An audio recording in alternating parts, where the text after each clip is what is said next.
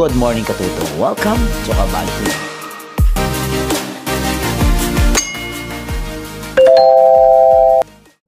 Good morning mga Katuto. Today, nandito po kami ngayon sa may Pasay Rotunda kung saan pupunta natin ang isa sa mga lugar na sikat sa Maynila. Ito ang Intramuros. At alamin din natin ang tinatawag na Fort Santiago. Tara, samahan nyo kami sa aming paglalakbay sa araw nito.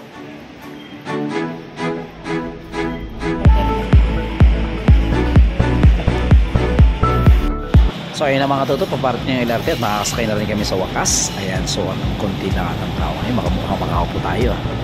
Sige, tingnan natin.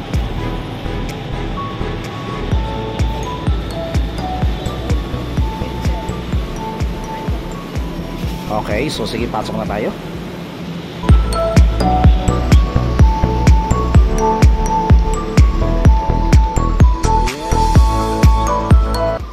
Sir, dito tayo.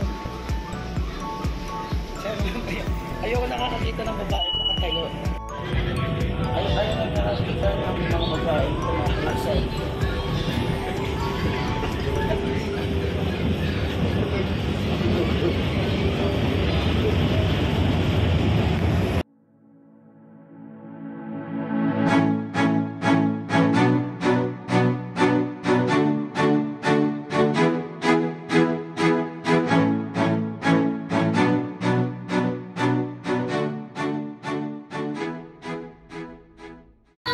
So ayun mga Katuto, andito na kami ngayon sa may Manila at dito kami sa likod ng bantay ni Cat Andres Bonifacio na matatagpuan malapit dito sa may City Hall of Manila.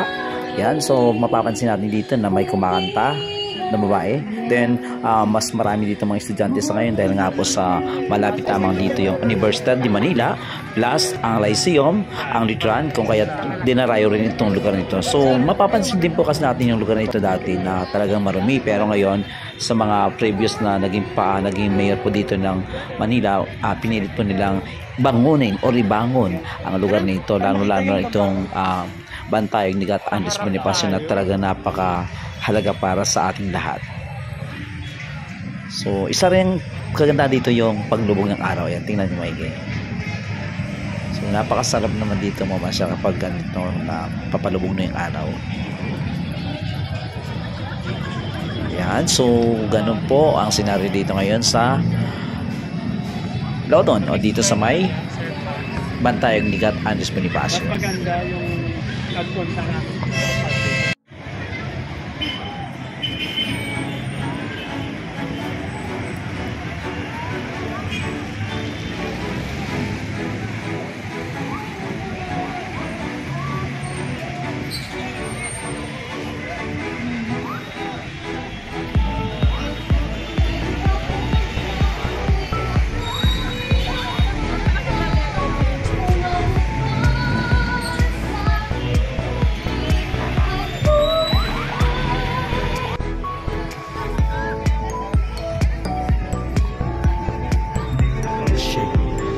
May shit. Buy one take one.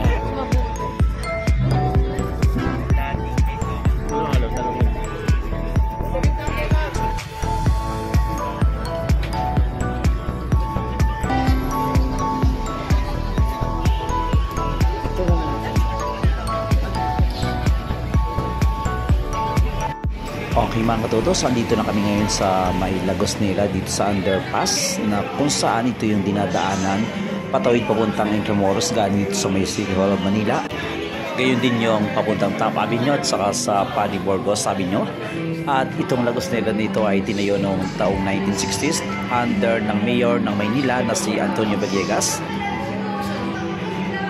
At noong 2019, so nagkaroon ng panibagong buhay ang Lagos nila nito dahil nga po sa pamumuno ng dating mayor na si Isko Moreno muli itong i-renovate. Kapartner nga nila dito ang mga estudyante mula sa University of Santo Tomas, mula sa College of Architecture na kung saan sila nagpaganda dito at nagbigay buhay ng mga mural. Gayon din ang National Commission of Culture and Arts, so kasama rin sila dito sa pagpapaganda ng Lagos nila.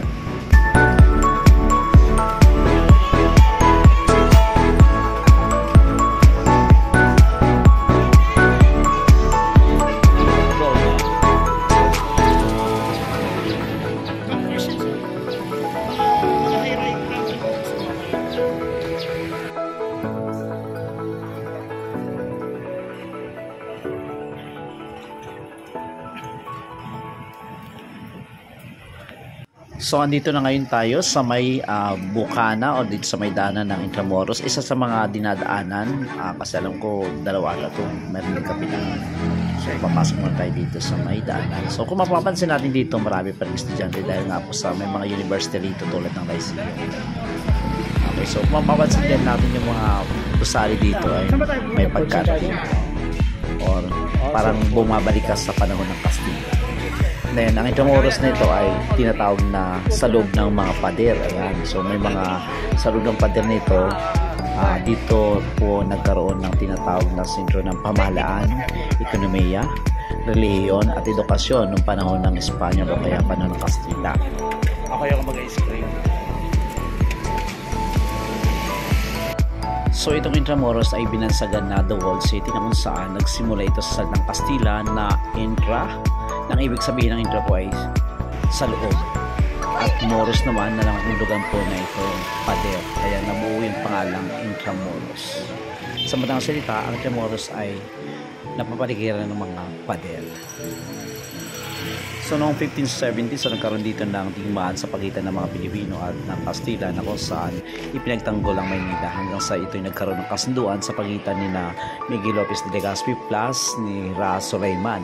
At noong June 24, 1571, official na naging lungsod ng Maynila ang lugar nito, yung Intramuros.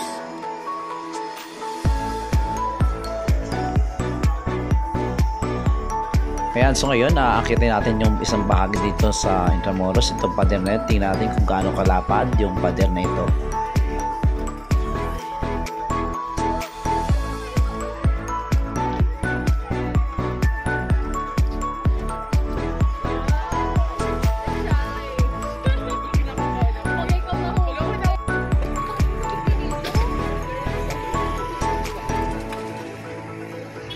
Guys, hope.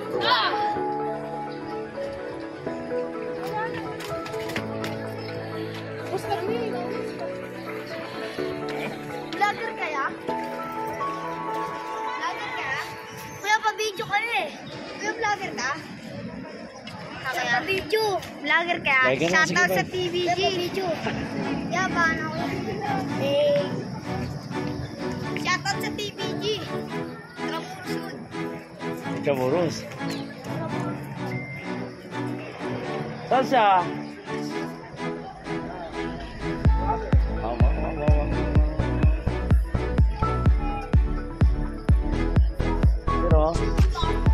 Picturean mo ako dito. Doon yan, sir. Picturean mo. Dito, cathedral.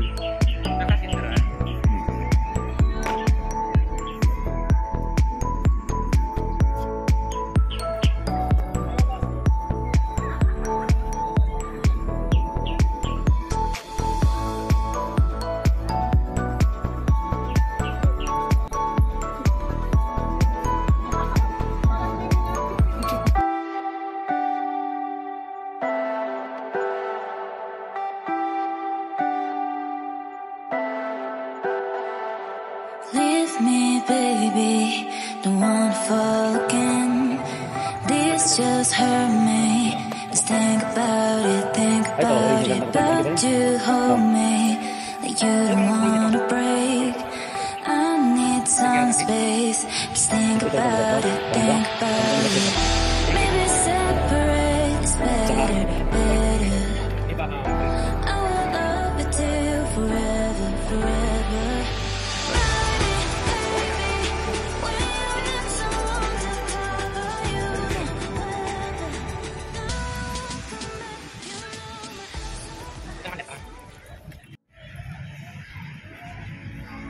Yan, dyan sila mga patong para makita nila kung may lumarating. Ganito talaga siya. Oh. Ito, original pa to. Ganito din ang sementeryo sa amin at sa simbahan kasi Spanish time din yung pinatayo.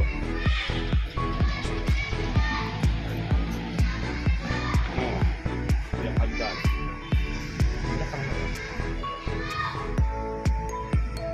Baba ba tayo?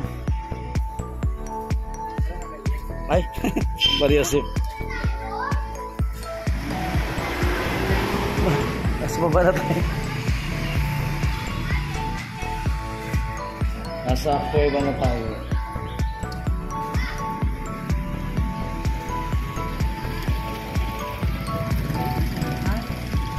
Tara. Doon. Ayun, oh.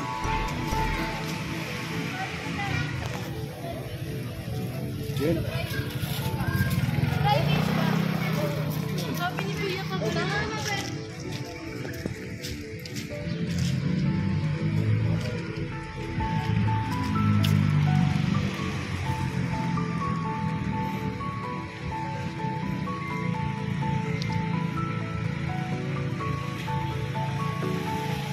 Sa harap tayo dadaan o sa side lang? Sa harap na lang, no? Harap na lang, sige.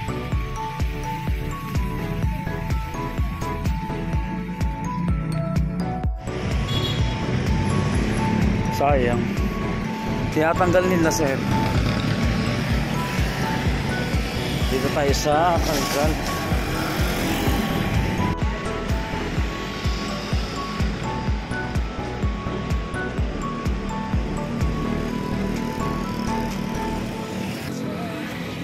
Kung ating mapapansin yung mga gusali dito sa loob ng Intramuros ay talagang may pagka-all-style kasi nga panahon pa ng Kastila ito at ang ginagawa lang nila kapag medyo nasisira at nagkakaroon ng pagbabago ito ay binabalik nila sa dating anyo yung gusali na yan. So ayan, dito na tayo sa may side ng Manila Cathedral. So punta natin yung pinakaharap yan para makita ninyo. Alam nyo ba na sa may niwalat sa hindi, dito sa Intramuros mayroon natin ditong 7 simbahan, alam ko 7 ata. So kasama na nga dito yung Manila Cathedral, San Agustin, Santo Domingo, San Ignacio, mayroon pang isa na San Francisco, San Nicolas Tolentino at saka yung Lourdes. So lahat ng yun ay nandito sa maliit na bahagi lamang ng Intramuros. Dahil nga ito ngayon sentro ng kalakalan ng panahon ng Kastila, kaya mas priority nila na itayo ang mga simbahan.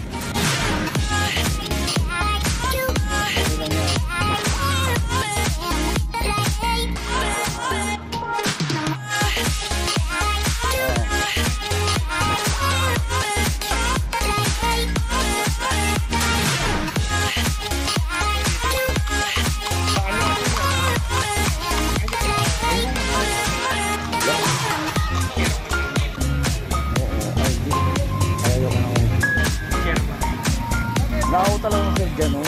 Yun, oh. Ang kabayo. Nakapo din yan, eh. Sakay tayo.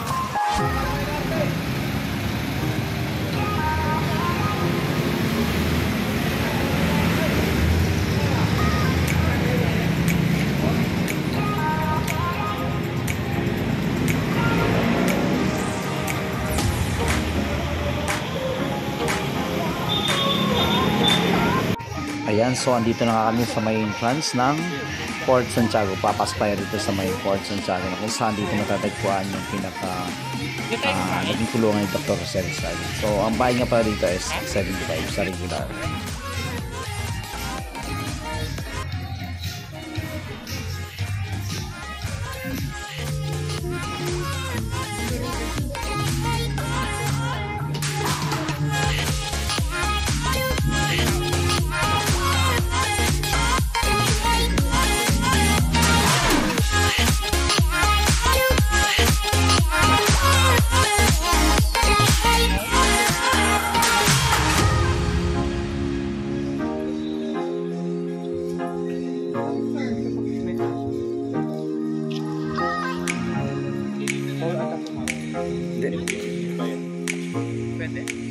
Nagbayad tayo sila. Fort Santiago dito naka-ancestral? Tibing? Hindi. Dito siya yung huling bago siya dalhin sa bagong bayan doon sa Luneta. Dito siya nagpalipas ng dinala siya na yan. Dito? Oh, habang nakakulong siya, nagsusulat siya. Yung no limit ang hindi naman. Ang no limit ang hira, hindi naman totally dito na nabuo lahat. Meron yung cinematography lang yun sir. Ang tinatapos niya ito sa kalis.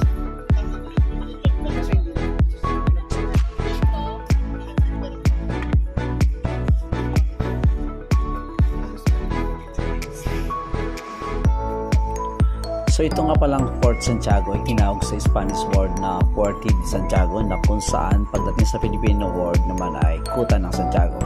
Then tinayo rin ito noong 1571 sa pangunguna nga po ng Spanish navigator and governor na si Miguel Lopez de Legazpi, at kalaunan nga po ito ay na-establish bilang isang sentro ng kalakalan ng Maynila.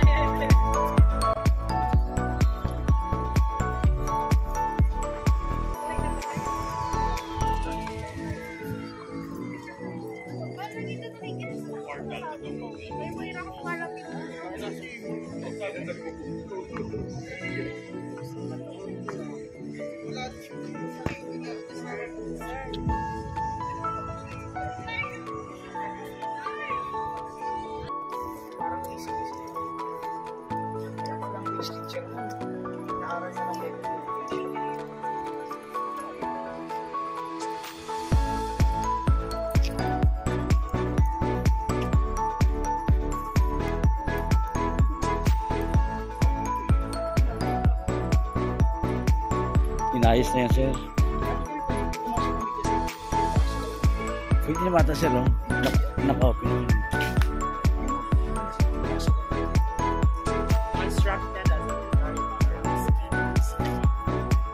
Just dyan sa loob. Di ba pwede dyan? Siya, ang taas niya. Ang kanya. Hindi yung original na height, sir. Ano lang yan? Pwede tayo dyan sa loob, di ba? Hindi ko lang alam kung pwede, sir. Kasi nung sa amin yung huli, ayaw. Ay, ayaw. Ay, dito na tayo sa ano. Sa tabing ilog Pasig. Diyan makikita natin yung ano. Eh, ano dyan yung, dyan yung, sir, yung parang underground. Yung underground. Yung kung saan dyan kinulong siya na. Yung sabi sa kwento kasi namin, meron daw underground na daanan ng mga private.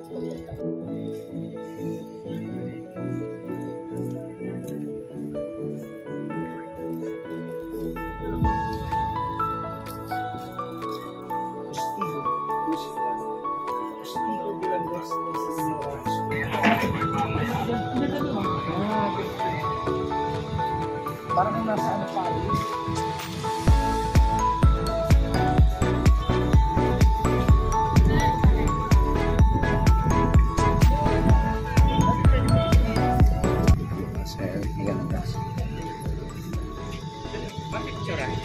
Madilim. Madilim siya, pero Madilim.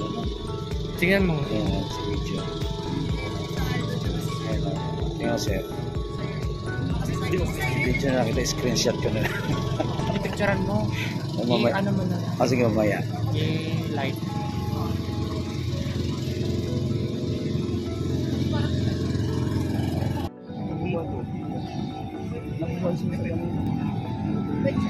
Pero hindi pa kayo dito, sir.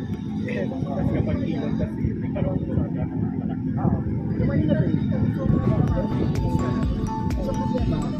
Sanda sa gigi. Pwede mo picture ka dun sa ano, sa may siga o yung nakatayo. Uy, kasi yung height ko lang ata. Kasi ba picture rin. Sigsal. Picture mo ko siya kasi height ko. Ay, hindi, mas matangkad sa akin. Sige na, sige. Mahalata lang mababa. Ay, sa bagay, kasi sa historical writings Ganyan talaga siya kalaki-laki. ayun siya. Nakikikain siya sa hindi niya kakilala para lang makasurvive siya bawat araw sa'yo. Kasi tinitipid niya para sa pag-station.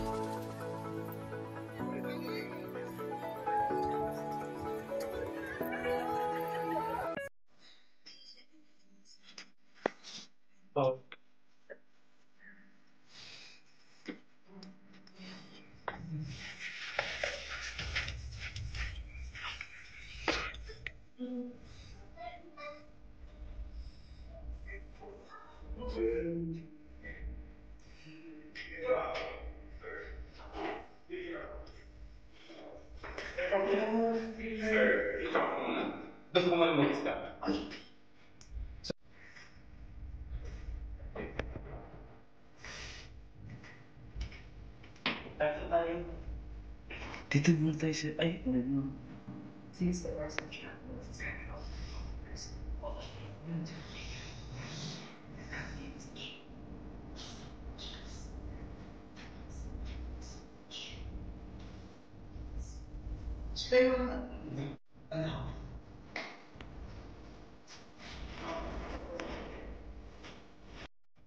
So ngayon dito tayo sa may underground, dito pa rin sa may Fort Santiago na kung saan medyo nakakalungkot isipin dahil may higit 600 katao ang nawala o namatay dito dahil sa suffocate.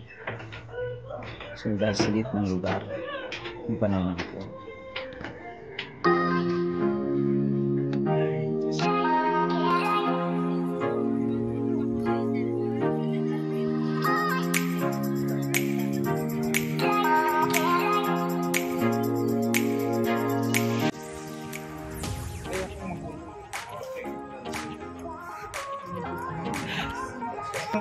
Wala nga madilim sir. Naka-video na lang, sige.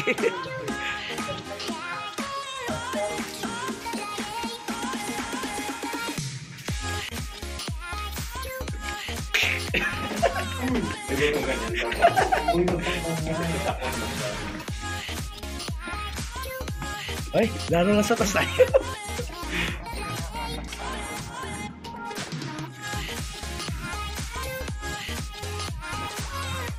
Dito na tayo sa taas. Oo, sir.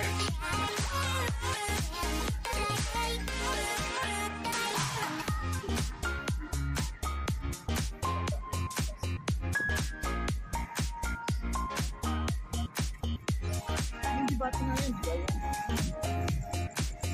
Ano ba sa bakasyon? Ano yung naging pagkabamo sa PNCI?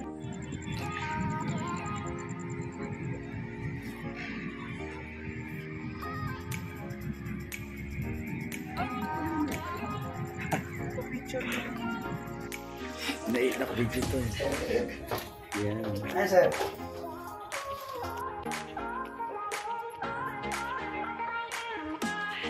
Okay, so ngayon labas na kami ng Fort Santiago at hanap na kami ng makakainan. So medyo nakakapagod na lang gano'n. Okay, so kapag gabi dito is medyo okay na kasi Ako lang mga bata.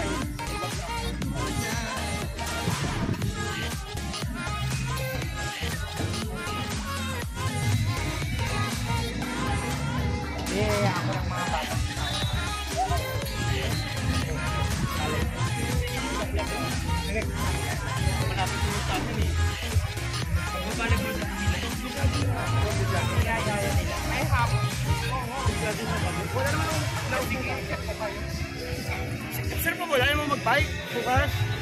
Arka? ay, may report ako bukas. Hapon nga. Hapon. Hapon? Oo, mag-jogging kami ni Sir Ano. Jogging ka na lang din. Pwede rin man. Tara ko Sir Mark. Oo, tuloy tayo. Sumatahin ka. Saan tayo kakain ngayon? Sa labas, sir. Malapit.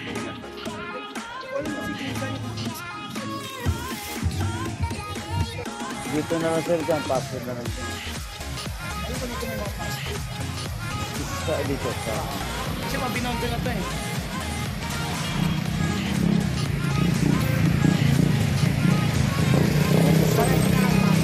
Ha? Mahal-mahal sir yun. 500 sa biyahe. Tayo muna tayo, sir. Saan tayo ito pupunta? Hindi, saan ba dapat? May sibong pa. Ay,